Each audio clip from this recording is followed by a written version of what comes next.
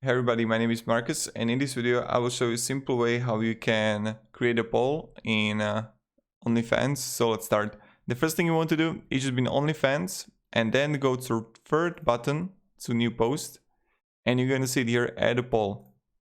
Click on it and you can like add enter option here, so you can add enter option YOLO 1 2 3 whatever.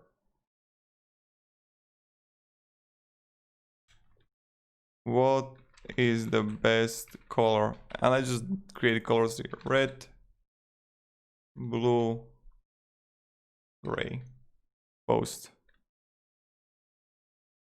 I need to upload a photo ID.